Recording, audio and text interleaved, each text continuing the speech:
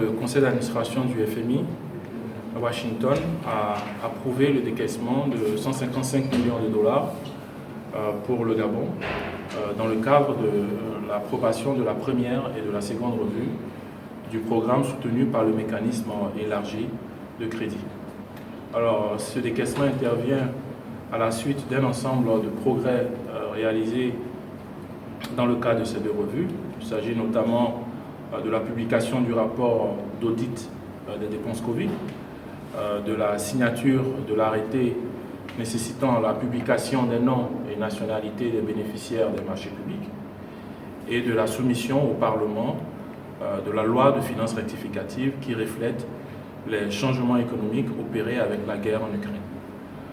Cette approbation aussi permet d'ouvrir un nouveau champ de réforme dans les mois à venir, y compris pour améliorer la transparence dans le secteur pétrole, mais aussi prendre en compte la situation des personnes économiquement faibles, donc les Gabonais économiquement faibles, et aussi refléter la situation des prix qui aujourd'hui impacte le pouvoir d'achat non seulement des ménages à travers le prix des produits alimentaires, mais aussi à travers les prix des produits pétroliers. Le Gabon est un pays qui est producteur de pétrole, producteur net de pétrole.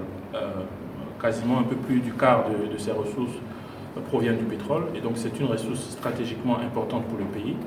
Aujourd'hui, avec la guerre en Ukraine et la hausse des prix du pétrole, il faut donc s'assurer avec le pays qu'il y a une bonne gestion de la plus-value qui va émerger de la hausse des prix du pétrole, mais aussi une bonne gestion des dépenses, n'est-ce pas, des coûts qui vont provenir des subventions qu'il faudra accorder dans le cadre des produits pétroliers, dans le cadre du blé, donc là, pour le maintien des prix du pain, mais aussi dans le cadre de l'inflation alimentaire que nous voyons un peu partout dans le monde. Il y avait déjà un ensemble de réformes que le gouvernement avait convenu de mettre en place. Il y avait en principe 14 réformes dans le cadre de la première et de la seconde revue.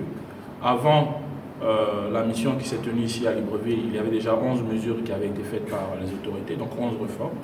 Il y avait 3 réformes qui étaient restantes. La première était la soumission au Parlement de la loi de finances rectificative.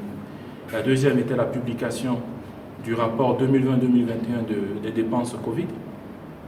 Et la troisième mesure était la signature d'un arrêté qui fait obligation de la publication des noms et nationalités des bénéficiaires des marchés publics. Les autorités ont donc mis en œuvre ces 14 mesures et donc avec un ensemble de mesures et de gestion budgétaire qui étaient satisfaisants globalement et ont permis donc à notre conseil d'administration de se tenir et de faire ce décaissement.